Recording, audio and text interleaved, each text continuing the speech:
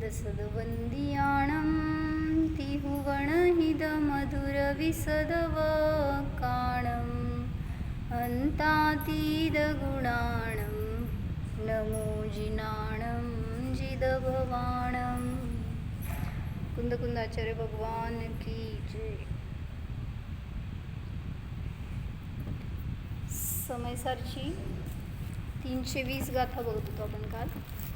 काय सांगितलेलं त्याच्यामध्ये, जे 5 भावांचं वर्णन आपण बघितलो. 5 भाव कुठले असतात माहिती आहे? औदैक भाव, औपशमिक भाव, क्षायपशमिक, अजून क्षायिक आणि पारिणामी, असे 5 भाव आहेत. तर त्याच्या आपल्याकडं सुद्धा त्यातले 3 किंवा 4 भाव असू शकतात. नाही, 4 नाही, आता 3च. हां, आणि जर सम्यक दर्शन असेल तर औपशमिक भाव. फक्त क्षायिक भाव आता नाही. आता जर आपल्याकडं कुठला असेल, सम्यक दर्शन प्राप्त केलं असेल तर औपशमिक भाव झाला आपल्याला, आणि त्याच्यानंतर क्षायपशमिक भावाची प्राप्ती झाली. आत्ता तुम्ही सम्यक दर्शन प्राप्त केलं असेल तर औपशमिक भाव असतो. म्हणजे काय, कर्मांचा उपशम झाला असताना जीवाला जी विशुद्धी प्रगट होते त्याच्या निमित्तात औपशमिक भाव असतात. आणि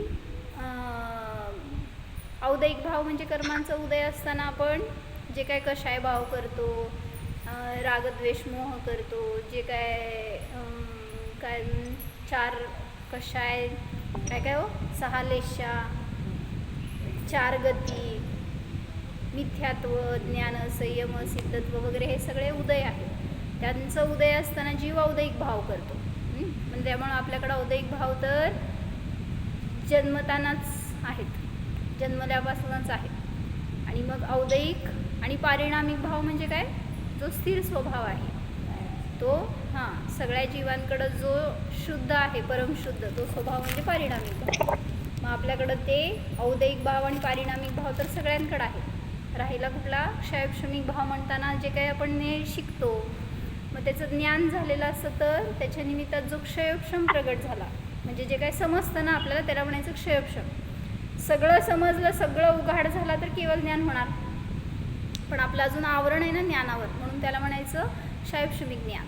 मग जे काय आपल्याला उघाड झाला तेवढा क्षयोपशम प्रगट झाला म्हटलं जातं, आणि जे आपल्याला नाही समजत आहे त्याचं आवरण आहे अजून. त्यामुळं ज्ञानावरण आदींचा रूपाने क्षयोपशमिक ज्ञान आहे. आणि जर सम्यक दर्शन प्राप्त झाले असेल तर औपशमिक भाव आहे. असे 4 भाव आत्ता वर्तमानामध्ये असू शकतात. तर समयसारमध्ये त्यांनी प्रश्न विचारला आहे, हे 5 भाव का शिकायचे, काय शिकून फायदा आपल्याला? जीवाचेच आहेत हे परिणाम. सगळ्या संसारी जीवांकडं हे 5 भाव आहेत कुठले ना कुठले. मग हे शिकून आपल्याला काय फायदा, कशासाठी बघायचं कुठले भाव असतात वगैरे. मग माताजींनी भावदर्पण काय लिहिलं, काय त्याच्यामध्ये वाचलं का नाही? का असं असते होय? हे तर बाहेरचे सगळे गावातले, शहरातले, राज्यातले, देशातले सगळे लोक वाचायला आहेत, आपण का नाही वाचलं? वाचून काढायचं. त्याच्यामध्ये लिहिलं आहे आपण भावदर्पण किंवा भावपरिमल म्हणून हिंदी पुस्तक आहे. मग ते त्याच्यामध्ये काय सांगितलं आहे, आपण जे परिणाम करतो, जे भाव करतो, त्याचं फळ आपल्याला काय मिळतं, किंवा आपल्याला जे काय फळ मिळालं आहे ते कुठल्या भावाचं फळ आहे. असं आपल्याला भाऊ मिळाला ना, तो भाऊ कुठल्या भावाच्या निमित्तात मिळाला, म्हणजे काय म्हणजे जे काय आपल्याला आई वडील मिळाले, संयोग जो पण मिळाला, असं शरीर, नाक, कान, डोळे असं का मिळाले, हे सगळं आपण केलेले भाव आहे. मग आपण कुठले भाव केले त्याचं फळ आपल्याला हे मिळालं, सगळं त्याच्यामध्ये त्यांनी प्रश्नोत्तर रूपाने काढून दिलं आहे.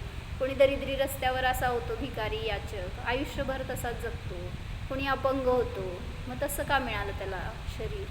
अनेक सगळ्या अंध होतो, कोणी बहिरा होतो, रोगी होतो, असं का होतं. मग आपण काय भाव केलं त्याचं फळ हे मिळालं आहे, ह्याचं वर्णन त्यांनी दिलं त्याच्यामध्ये. त्यामुळे ते वाचून काढा. समयसारमध्ये काय सांगत होते की 5 भावांमध्ये जो शुद्ध पारिणामिक भाव आहे तो कसा आहे, निरावरण आहे, अनादि अनंत आहे, निरंजन आहे, शुद्ध आहे, असं सगळं दाखवलं होतं त्यांनी. आता पुढं सांगतायत काय, 320 गाथा, 408 पान आहे, 408. त्याच्यामध्ये जे मधलं छोट्या अक्षरातली टीका आहे ना, त्याचे शेवटचे एक 4-5 लाईनच्या वर तिथं चाललं आहे. तर काल त्यांनी सांगितलं होतं की जो शक्तिरूप मोक्ष आहे तो शुद्ध पारिणामिक भाव आहे आणि व्यक्तिरूप मोक्ष आहे तो हे 5 भावामध्ये 3 भाव जो आहे तो व्यक्तिरूप मोक्ष म्हणायचं.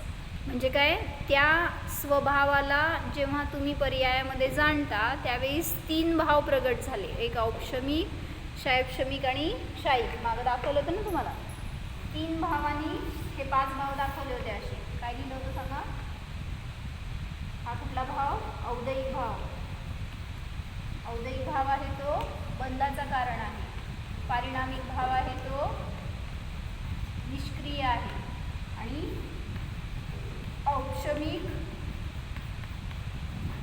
क्षयक्षमिक आणि क्षायिक हे 3 भाव आहेत. हे 3 भावच फक्त सांगितलं की मोक्षाचे अधिकारी आहेत साधन रूपाने. म्हणजे काय म्हणायचं आहे, जेव्हा आपण या पारिणामिक भावाला विषय करून जाणणार, हा मोक्ष मार्गामध्ये विषय रूप असतो आणि हे 3 साधन रूप असतात. आणि औदयिक भाव संसाराचं कारण आहे. त्यामुळं पारिणामिक भाव हा विषय म्हणला तर ठीक आहे, मोक्षाचं कारण आहे. पण साधन रूपाने हे जर भाव आहेत तर तेच मोक्षाचं मूळ कारण आहेत असं सांगायला लागले. मग इथं काय घेतलं, तथाच उत्तम, हे वाचलं होतं काल आपण, थोडंसं परत एकदा घेते. निष्क्रिय शुद्ध पारिणामिक मिळालं. खालून एक 4-5वी ओळ आहे बघ, छोट्या टीकेमध्ये 5वी-6वी ओळ आहे. तथाच उत्तम सिद्धांते निष्क्रिय शुद्ध पारिणामिक. सिद्धांतामध्ये असं सांगितलेलं आहे की पारिणामिक भाव निष्क्रिय असतो. निष्क्रिय इति कः अर्थः. निष्क्रियचा अर्थ काय आहे, बंध कारणभूता या क्रिया रागादी परिणती यद्रूपः न भवती. जी बंधाला कारणभूत असणारी रागादी परिणती रूप क्रिया आहे त्या रूप न होणं किंवा होत नाही असा जो भाव आहे तो म्हणलं निष्क्रिय. क्रिया म्हणजे रागद्वेष रूप परिणती, त्या रूप जो भाव होत नाही त्याला म्हणलं निष्क्रिय भाव, म्हणजेच पारिणामिक भाव. अस्पर्शी असतो तो. जसं सांगितलं ना की सोनं आहे, त्या सोन्याला आपण अग्नीत टाकलं, काय झालं सोन्याचं, वितळू दे की, पण ते सोनं सोनं रूप राहिलं का वेगळं काय झालं, सोनंच आहे. जे त्याचं ओरिजिनल फॉर्म असतं ना ते कधीच बदलत नाही. मग त्याला तुम्ही ठोकून काय तोडून छोटं मोठं करा, कानात घाला, गळ्यात घाला, पण सोनं ते सोनंच राहणार. त्याला आगीत टाका, कचऱ्यात टाका, गटारीत पडेल तरीसुद्धा ते सोनं आपल्या स्वभावरूपच राहतं. त्याच्यामध्ये जे गुण आहेत ते कधी बदलत नाही. मग तसं म्हटलं इथं हा पारिणामिक भावसुद्धा अनादि अनंत अस्पर्शी आहे. तुम्ही निगोदात पडा, त्या नरकात पडा किंवा देवगतीत, मनुष्यगतीत, तिर्यंच्या गतीत कुठेही गेला तरीसुद्धा तो भाव कसा असतो, अस्पर्शी असतो. किंवा काय म्हणायचं, अनएफेक्टेड राहतो. कुठल्याही तुमच्या बाहेरच्या, भले तुम्ही बहिरंगामध्ये क्रोधमान मायालोप केलात तरीसुद्धा तो भाव त्याच्यामुळं बिघडला असं होत नाही. तो भाव सतत तसा असतो, कॉन्स्टंट. त्याला म्हणलं शुद्ध पारिणामिक भाव. मोक्ष कारणभूताच क्रिया शुद्ध भावना परिणती ही तद्रूपः च न भवती. म्हणजे सांगायचं आहे 3 प्रकारचे परिणाम आहेत. कुठले कुठले हो, अशुभ परिणाम, शुभ परिणाम आणि शुद्ध परिणाम. मग जो पारिणामिक भाव आहे तो अशुभ परिणाम रूप होत नाही, शुभ परिणाम रूप होत नाही, शुद्ध परिणाम रूप सुद्धा होत नाही. का हो, काय म्हणले, पर्याय आहे ना ती. मग जो स्वभाव आहे तो पर्याय रूप झाला तर, काल वाचलं होतं, ध्यान हे नष्ट होणार आहे, त्याच्याबरोबर ध्येय सुद्धा नष्ट होईल. त्यामुळं सांगतायत की कुठलाही पर्याय असो दे बहिरंगामध्ये, ती चांगली असो, वाईट असो, शुभ असो, अशुभ असो, त्या रूप जीव होत नाही. जसं म्हणलं आदिती पूजा करते, पूजा करत असताना शुभ भाव आहेत. मग आदिती जर शुभ भाव रूपच झाली ना, घरी जाणारच नाही. स्वाध्याय करताना शुभ भाव रूप आहे, ध्यान करताना शुद्ध भाव रूप आहे. मग त्या रूपच राहिलो तर बाहेर येणारच नाही. मग कोण आई आणि वडील आणि घर आणि सगळं नष्टच. म्हणजे त्या एका पर्याय रूपानेच आपलं द्रव्य पण नष्ट होऊन जाईल. पण तसं होत नाही. घरी जाताच परत येत नाही ही गोष्ट वेगळी, तिथंच राहता. म्हणजे म्हणायचं की आपण कुठलीही पर्याय असू दे बहिरंगामध्ये, चांगली असो किंवा वाईट असो, द्रव्य त्यारूप होत नाही. हा जो पारिणामिक भाव आहे तो, हेच वाक्य इथं घेतलं. काय म्हणलं?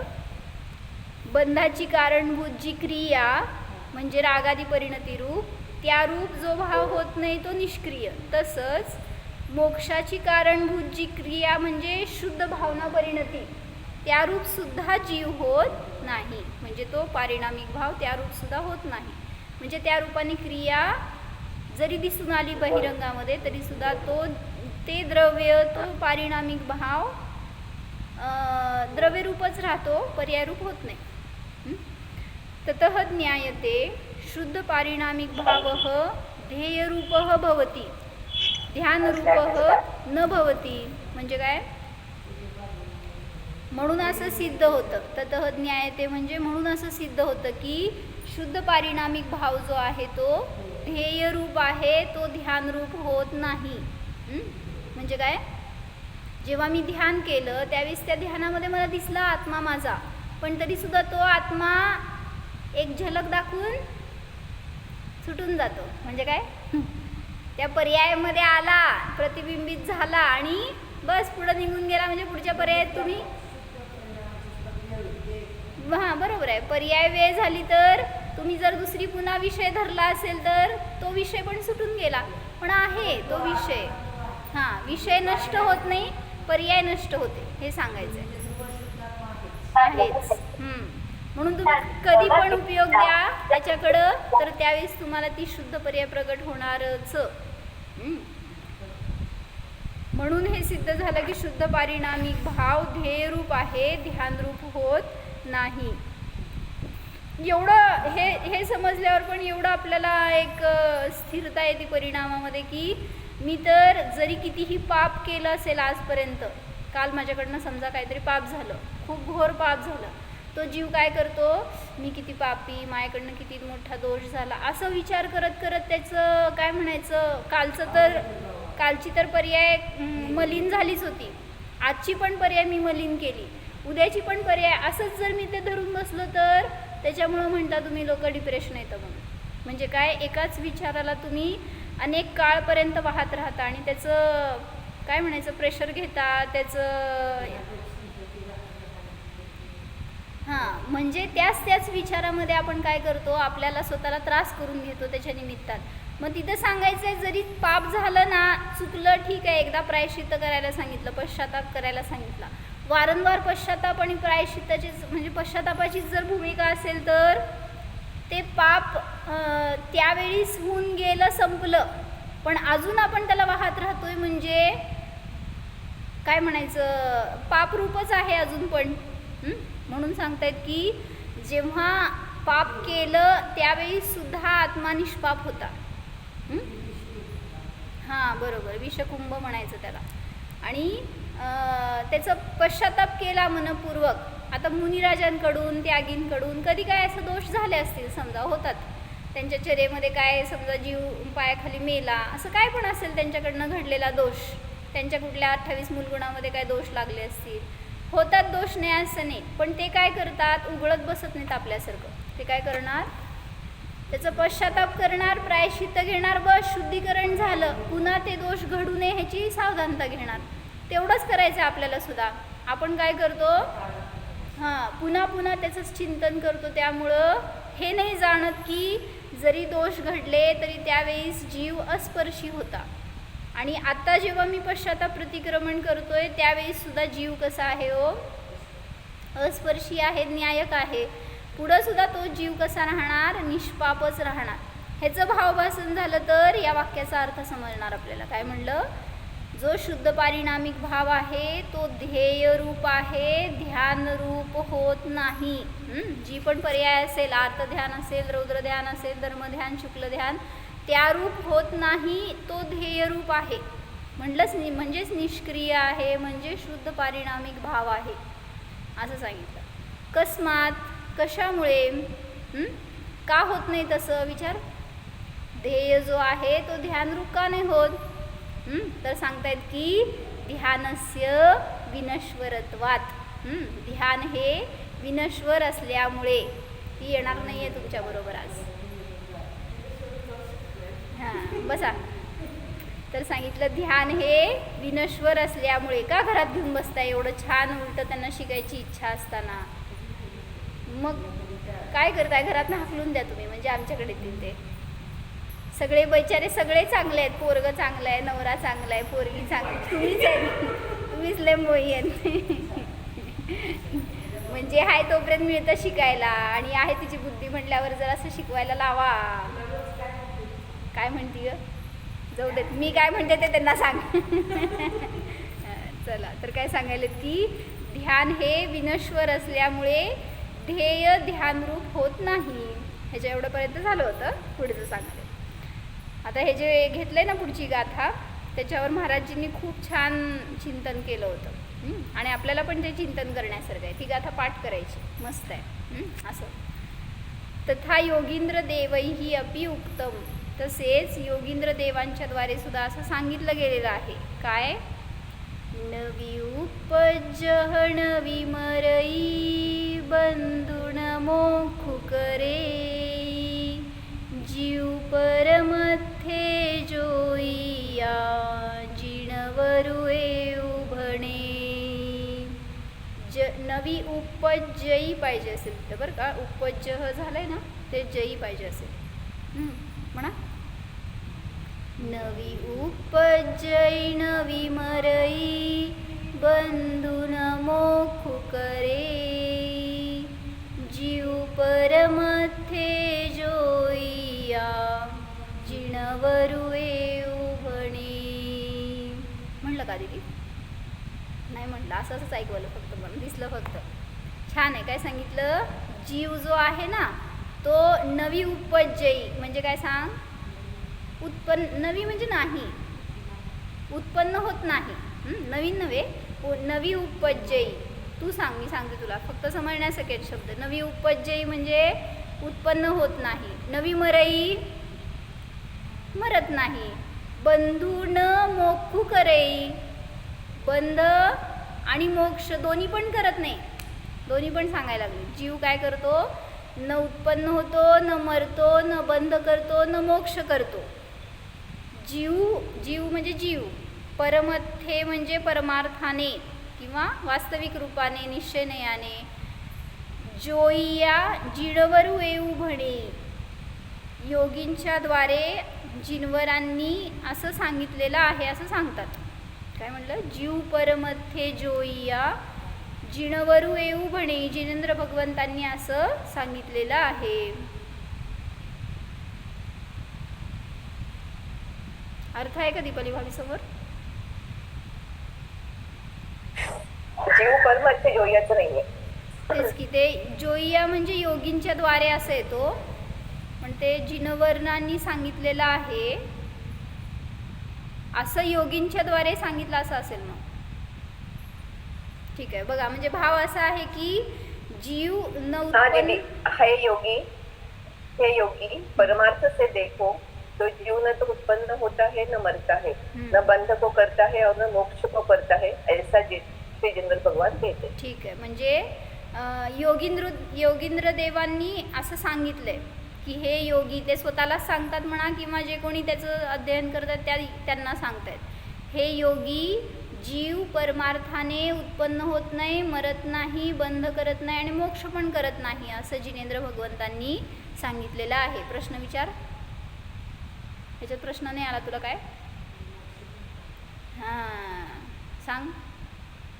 ठीक आहे, उत्पन्न होत नाही. का नाही उत्पन्न होत? कारण शरीर म्हणजे जीव नाही आहे. जीव तर फक्त चाललाय, त्याचं काय म्हणायचं, प्रत्येक पर्यायात गमन चालू आहे फक्त. मग तिथं ते एक शरीर आलं गेलं.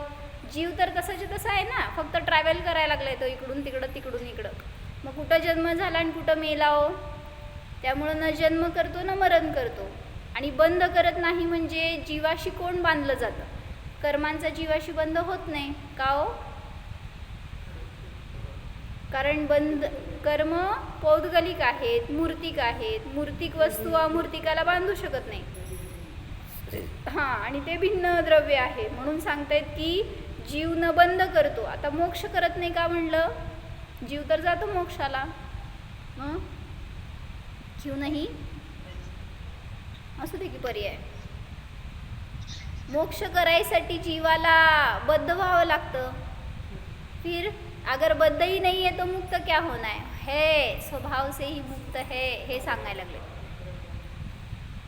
द्रव्य तर जीव म्हणालेत ना, त्यामुळं तर जो उत्पन्न पर्याय तर उत्पन्न पण होतोय, नष्ट पण होतोय. पण द्रव्य रूपाने जीव न उत्पन्न होतो, न नष्ट होतो, न बंधाला प्राप्त होतो, न मोक्षाला प्राप्त होतो. असा अस्पर्शी जो आहे तो शुद्ध पारिणामिक भावरूप आहे असं सांगतायत. किंच छान आहे गाथा. असं ध्यानामध्ये घ्या, चिंतनामध्ये घ्या, पाठवून जाईल. म्हणजे आपल्याला सगळ्या ठिकाणी हे चिंतन करू शकता. किचनमध्ये काय करायचं हो चिंतन ह्या गाथेचं? काय करायचं हो चिंतन? रोगी झाला काय करायचं दीपाली भाभी? सर्दी झाली काय करायचं? मला होत नाही, जीवाला होत नाही. सगळं याच्यामध्ये आपण गाथा नवीन तयार करू शकतो. नवी उपजयी नवी मरई, तसं नवी रोगी नवी निरोगी. सगळे आपण म्हणू शकतो. किंवा न खाणार आहे, न पिणार आहे, न झोपणार आहे, न बोलणार आहे. सगळे आपण त्याच्यामध्ये घालून ती गाथा तशी लावून घेऊ शकतो. न जीव खाणार आहे, न उपवास करणार आहे, किंवा न झोपणार आहे, न जागणार आहे, चालणारा नाही, थांबणारा नाही. सगळ्याच रूपाने जिथं तुम्हाला वाटतं की जीव क्रिया करतो तर सांगतायत की जीव कुठंही काहीही करत नाही, सगळ्या क्रियांमध्ये जाणतोय, निष्क्रिय आहे. एकदा म्हणणार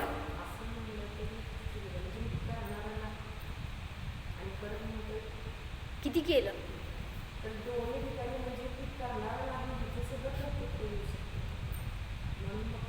ते करणारा नाही म्हणणं सुद्धा भाव काय पडले त्याच्यावर अवलंबून आहे. जो न्यायिक रूपाने म्हणतोय की करणारा नाही आहे ती गोष्ट वेगळी. पण तुम्ही आपलं काय म्हणायचं प्रमादानी वगैरे मी नाही करणार हे वेगळं आणि मी करणारा नाही हे वेगळं बरं का. काय म्हणले हो?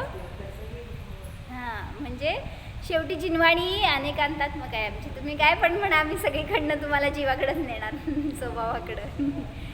म्हणायचं एकदा नवी उपजई नवी मरई बंधुण मोखु करे जीव परमध्ये जोईया जिणवरू येऊ बडी. म्हणा ना बघता.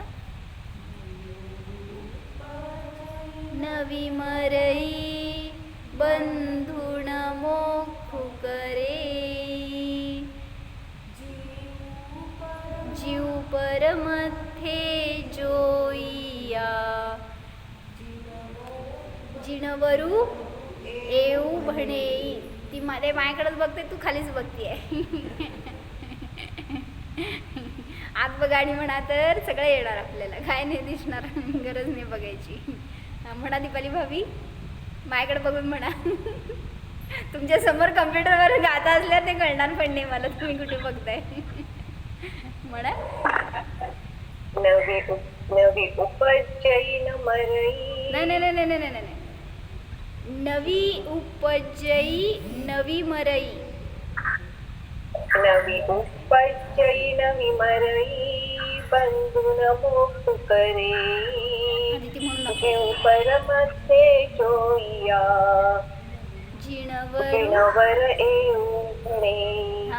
योगिंदू देवांची भाषा कशी आहे माहिती का? अशी गोड गोड आहे. सगळ्याला ते ऊ लावतात. काय म्हणले? उपजई नवी मरई बंधू मोखू काय म्हणायचं ते जिणवरू येऊ. सगळीकडे ते ऊ लावून बोलतात ना, असं ते गोड गोड वाटते ती भाषा अशी. काय म्हणताय? अपभ्रंश आहे ना? अपभ्रंश होय का?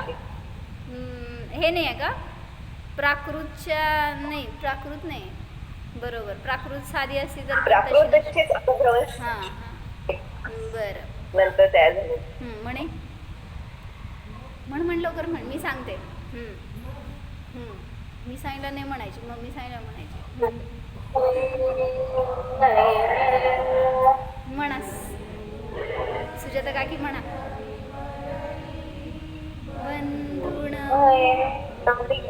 नवी उपजई नवी मरई बंधून मोखू करेई. जिण पुढचं येत नाहीये. जीव जीव परमध्ये जोइया. परमध्ये. हा, जीव म्हणजे जीव, परमार्थामध्ये परमध्येच्या पुढं जोइया म्हणजे योगींच्या द्वारे. जोइया. हा, जीव परमध्ये जोइया जिणवरू येऊ भनेई. जीव परमार्थाने, हे योगी जीव परमार्थाने न उत्पन्न होतो, न मरतो, न बंद करतो, न मोक्ष करतो. जिणवरू येऊ भनेई. जिनवरांनी असं सांगितलेलं आहे किंवा जिनवरांच्या द्वारे असं सांगितलं गेलेलं आहे. म्हणते का तुम्ही नाही ऐकलं? झाल्यावर परत एकदा म्हणून दाखवायचं. चला. किंच विवक्षित एकदेश शुद्ध नयाश्रिता इयं भावना निर्विकार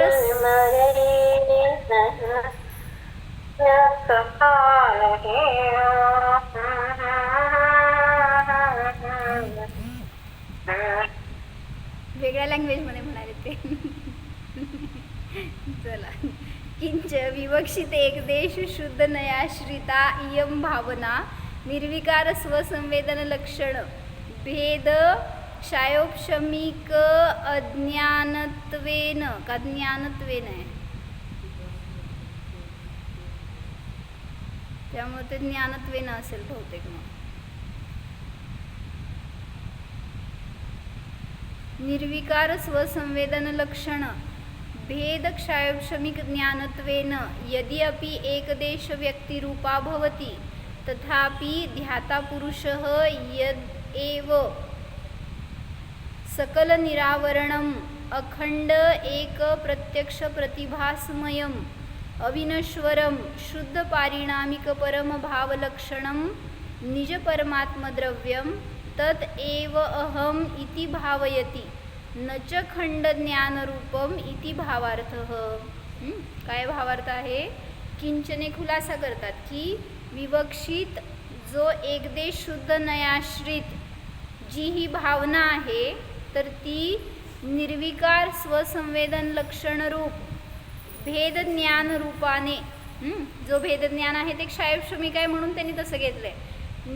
निर्विकार स्वसंवेदन लक्षण भेद क्षयोपशमिक ज्ञानत्वेन, जे भेद ज्ञान आहे म्हणजे जी भावना आहे ती कुठलं भाव आहे हो? जी शुद्ध भावना आहे तो कुठला भाव आहे? 5 भावात 5 भावामध्ये कुठला भाव आहे? जी भावना आहे ती भावना म्हणजे शुद्ध उपयोग. पारिणामिक. इधर लेना का औपशमिक क्षयोपशमिक किंवा क्षयिक भाव आहे. त्या भावनेच्या द्वारे तुम्ही भाव्य जो पदार्थ आहे त्याला हे भाव्य आहे, हे ध्येय आहे, याला धरताय हे सांगायले.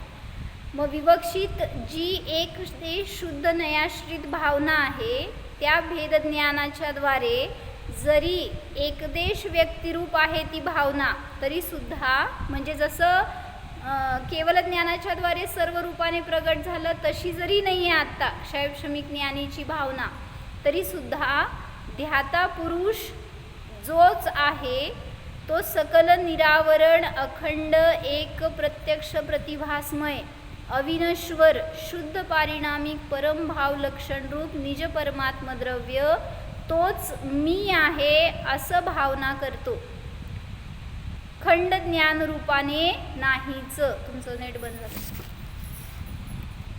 काय सांगायला लागले की थोडक्यात सांगते त्याचा अर्थ. त्यांनी ते सगळी विशेषणं घेतली आहेत ना, की जी शुद्धोपयोगाची भावना प्रगट झाली ती क्षयोपशमिक भावरूप आहे. ते जे भेदज्ञान आहे ते एकदेश व्यक्तिरूप आहे. म्हणजे काय, काही आवरण आहे काही उघाड आहे, त्यामुळे एकदेश शुद्ध पर्याय म्हणली गेली त्याला.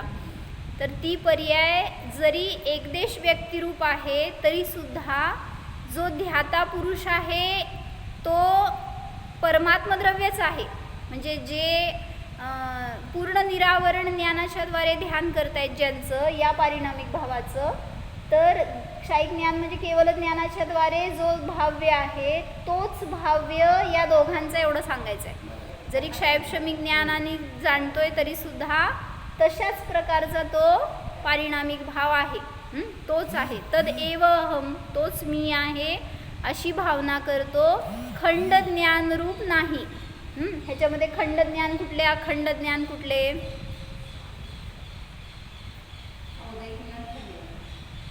ह्याच्याद्वारे तर जाणत असेल.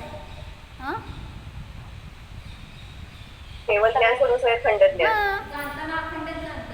हां, फक्त सांगतायत काय की हा क्षयक्षमिक ज्ञानाने किंवा औक्षमिक ज्ञानाने तुम्ही याला जेव्हा ग्रहण करणार त्यावेळी जरी हे ज्ञान खंडरूप आहे तरी सुद्धा स्वभाव अखंड आहे.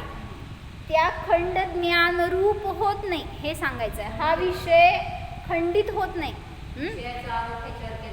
हां, जरी तुम्ही बॅटरीने प्रकाशित करताय तरी पण ती जी वस्तू प्रकाशित होणार आहे ती काय अखंड वस्तू प्रकाशित होती का खंडित थोडं थोडं थोडं दिसतं तुम्हाला? जी वस्तू आहे ती पूर्णच प्रकाशित होणार, फक्त काय म्हणायचं कमी फोकसनी होईल एवढंच. पण म्हणायचं की विषय तर कुठल्याही ज्ञानाने जाणा समानच आहे. तो ज्ञाता, तो ध्याता पुरुष आहे, तोच आहे. कसा आहे तर सकल निरावरण. इथं त्यांना सांगायचंय की हे अवघड क्षायक्षमिक भाव आहे, तो मी नाही, तर त्याच्यापेक्षा भिन्न हा मी अखंड आहे. बरोबर. खंड ज्ञान रूप होत नाही. जरी पर्याय आता जरी ते साधन खंडित आहे तरी सुद्धा आत्मा जो आहे तो अखंडच आहे, तो खंडित होत नाही. मग भलेही तुम्ही त्याला अल्पमती श्रुत ज्ञानाने जाणा, जरी तुमच्याजवळ अवधी मनपरे ज्ञान असेल त्याच्याद्वारे तर आत्मा नाही जाणला जात, तरी सुद्धा ते ज्ञान सुद्धा खंडितच आहे. क्षयक्षमिक ज्ञानीचं सगळ्यात उत्कृष्ट ज्ञान कुठलं?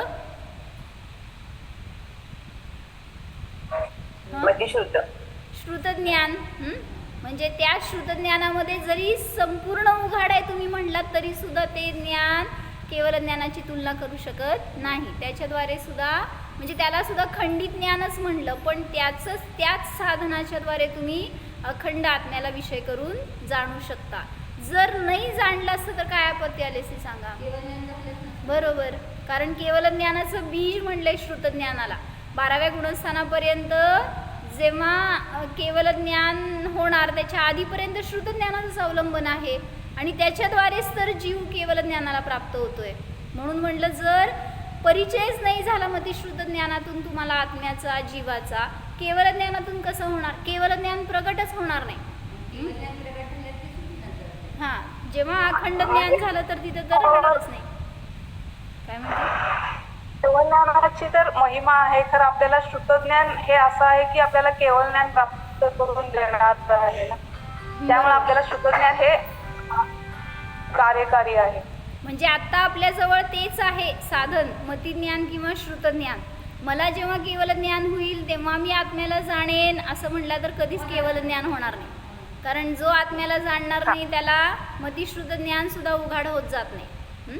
म्हणून म्हणलं की जरी अखंड स्वभाव आहे त्याला तुम्ही जाणताना भलेही कुठली ज्ञान आपलं अल्पक्षयक्षम असेल तरी सुद्धा म्हणजे सगळ्या जिनवाणीचं ह्याच्यावरनं हे पण समजलं. काय म्हणले ते म्हणून बंद करून ठेवायचं असतं आल्यावर, माहिती का? इथं निर्विकल्प काय सांगितलं सांगा की म्हणून मला सगळ्या शास्त्राचं ज्ञान झाल्यावर मग आत्मानुभूती होईल. हां, बरोबर. कारण बरोबर. हां, बोला. म्हणजे तुम्हाला असं म्हणायचंय का की श्रुतज्ञान वाढत जाऊन केवळ ज्ञान होतं? श्रुतज्ञान वाढत जाऊन केवळ ज्ञान होतं? नाही नाही नाही नाही नाही नाही नाही, असं नाही. 12व्या गुणस्थानाच्या शेवटच्या समयाला संपूर्ण श्रुतज्ञान प्रगट झालंय एवढंच म्हणलं मी. पण त्या श्रुतज्ञानामध्ये ते श्रुतज्ञान सुद्धा भलेही पूर्ण म्हणताय तुम्ही तरी ते खंडितच आहे हे मला सांगायचं आहे. आणि श्रुतज्ञानाने जर आपण आत्म्याला नाही ग्रहण केलं तर सगळे अन्य विषय तर लगेच यायला बसलेत आपल्या डोक्यामध्ये. म्हणून त्या ज्ञानाने आत्मा जाणला जावा हा विषय असावा, हे ध्येय असावं. मग मी काय सांगत होते, श्रुतज्ञानाची जाती वेगळी आहे, केवळ ज्ञानाची जाती वेगळी आहे, त्यांचे कार्यकारण पण वेगळे आहेत. श्रुतज्ञानावरून कर्माचा क्षयक्षम लागतो आणि केवळ ज्ञानाला म्हणजे श्रुतज्ञान वाढत वाढत जाऊन एके दिवशी केवळ ज्ञान होईल तर असं नाही. होत नाही, कारण श्रुतज्ञान तर क्षयक्षमिक आहे आणि केवळ ज्ञान क्षायिक आहे. म्हणून मला सांगायचं होतं की सगळ्या श्रुताचं मला ज्ञान झाल्यावर मग मला आत्मानुभव होईल, मग मला निर्विकल्प शुद्ध ध्यान होईल असं नाही आहे. विचार करू नका. हे सांगत होते मी. शिवभूती मुनी कोण होते माहिती आहेत? असे नावाचे एक मुनी होते. मग मी गोष्ट सांगत नाही आणि काय तुम्हाला काय माहीत होत नाही, मग काय व्हायचं? सांग बघू, शिवभूती मुनी कोण होते? ज्यांना की खूप कमी क्षयक्षम होता. तुला अजून काहीतरी सांगितलेलं उद्या मला म्हणून दाखवणार आहेस ती गाथा बरं का. पण त्यांना साधारण ओंकार मंत्र सुद्धा लक्षात राहायचा नाही. असं ते गुरूंनी शिकवलं की इथून बाहेर जाऊसपर्यंत सगळं विसरून जायचे. इतका कमी क्षयक्षम होता. पण तरी ते असं नाही म्हटले की मी कसा अभ्यास करू, कसं मला ज्ञान होणार, कसं ध्यान होणार, असं म्हणून सोडून नाही दिलं. तर त्यांनी सांगितलं की याच्याद्वारे त्यांनी बस एक शब्द लक्षात राहिला त्यांचा. काय? ते जेव्हा चर्येला चालले होते त्यावेळेस तिथे एक स्त्री डाळ पाकडत होती आणि त्यामध्ये डाळ मागं राहिली आणि काय झालं का डाळ पुढे गेली, पोलपट पुढे गेलं. हां, तर ते तुष म्हणजे तुष म्हणजे सालपट. मग ती पाकडल्यावर सालपट पुढं जाते आणि डाळ आहे ती जड आहे ते मागं राहते साल. तर त्यांना तेवढं कळलं की तुष आणि माश भिन्न भिन्न आहे.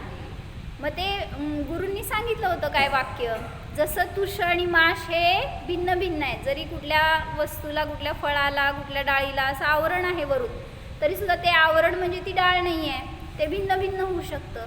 तसं सांगितलं. लगेच त्याच्यातून त्यांना अनुभूती झाली की जसं हे तुष आणि माश भिन्न आहे तसं हा जीव म्हणजे जीव म्हणजे शरीर म्हणजे फोलपट आणि जीव म्हणजे आता हे मी चुकाले, तुम्ही पण चुकायला नाही. म्हणजे सार जो गाभा आहे तो आत्मा आणि त्याच्यापासून हे डाळ शरीर. जीव म्हणजे डाळ, शरीर म्हणजे पोलपट. ते तुमच्या किचनमध्ये घुसलं की असंच काय तर होत आहे. म्हणून शरीर आणि आत्मा हे एकमेकापासून भिन्न भिन्न आहे. जसं त्या डाळीपासून नाही घुसतो आम्ही पण, काळजी करू नका. म्हणजे जसं ते डाळ आणि ती साल वेगळी वेगळी आहे तसं हे शरीर म्हणजे साल आहे, निघून जाणारी आहे. पण त्यापासून आत्मा कसा आहे, भलेही या कंडिशनमध्ये, या स्टेजमध्ये, तरीसुद्धा त्यापासून भिन्न आहे. ह्याची भाववासना करण्याची शक्ती त्याच ठिकाणी प्रगट झाली. म्हणजे म्हणायचं ना, कुठल्या समयाला. आता मला एक सांगायचं होतं काकी, मग तुम्ही जे सम्यक दर्शन उत्पत्तीची कारणं म्हणता ना, सांगा बघू त्यांना कुठली उत्पत्ती झाली, कुठल्या निमित्तात झाली. नाही, जिनबिंब दर्शन, जिनोपदेश. आता तिथं काय म्हणावं लागेल, डाळ आणि फोलपटचं दर्शन. म्हणजे जरी ते शब्द आठवलेत ना जे गुरूंनी सांगितले ते, त्याच्या निमित्तात ते दिसलं जे समोर, ते काय म्हणायचं त्याचं टॅली झालं. त्याच्यातून त्यांना रिअलाईज झालं की मी सगळ्यापासून भिन्न आहे. एवढ्याच ज्ञानापासून त्यांना सम्यक दर्शन झालं. तिथून गेले आणि ते जंगलामध्ये अशी तपस्या केली की केवळ ज्ञानाची प्राप्ती झाली. जीवोन्यः पुद्गलश्चान्यः. मग आम्ही योगसारची गाथा म्हणली होती याच्यासाठी. सांगा बघू. पुगलू अण्णूजी अण्णू जीव, अण्णूजी सहु अवहारू. म्हणा की काकी. हां, असं गाव म्हणा दीपाली बेन. पुद्गल अन्य आहे, जीव अन्य आहे, सर्व व्यवहार अन्य आहे. पुढं काय, चय हि विपुगलू. हे सगळं जाणून काय करायचं, चय हि विपुगलू, पुद्गलाला सोडावे. गह ही जीव, जीवाला ग्रहण करावे. लहू पावई भव पारू. जो जीव असं ग्रहण करतो तो शीघ्र मोक्षाला जातो. योगसारची 56 काहीतरी गाथा आहे बहुतेक त्याच्यामध्ये सांगितलंय. मग एवढंच सारं एवढंच करायचंय. जर किचनमध्ये गेलीस ना, लय करावं लागतं. म्हणून जाऊ नकोस किचनमध्ये. आमच्याकडे एक किचन सुटतंय बघ.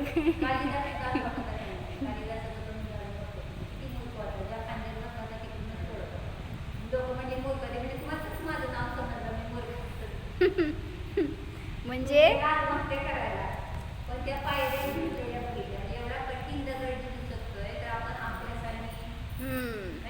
काय सांगितलं उदाहरण? कालिदास होता तो मूर्ख होता, पण ज्या फांदीवर बसलेला त्याच फांदीला तोडत होता. शाणा का वेडा? कारण जर तोडला तर फांदी खाली पडणार, तो कुठं राहणार? खाली बघावं लागेल. म्हणजे तो पण त्याच्यावरनं खालीच पडणार. तर जाऊन तिथं मरायला गेला तर काय म्हणले, त्या विहिरीच्या पायऱ्या झिजलेल्या होत्या तेवढे बघून त्याला भाववासना काय झाली की जर हे कठीण दगड झिजू शकतं, ते त्याच्यात परिणमन होऊ शकतं, तर माझ्यात का नाही होणार? मग त्याच्यातून त्यांनी परत पुढं ग्रीप घेतली आणि असा महाकवी झाला. म्हणून असं आपण पण काय व्हायचं? महान सिद्ध व्हायचं. कसं? थोडंसं त्याच्यासाठी उपयोग द्यायचा. हो जाणा हा मी जन्म मरण रहित, बंध मोक्ष रहित जीव आहे. सर्व पर्यायांच्या अतीत ध्रुव स्वभाव जाणा. सर्व पर्यायांमध्ये हा मी फक्त जाणणाराच आहे, ज्ञाता मात्र आहे. जीवत्व शक्ती संपन्नोहम.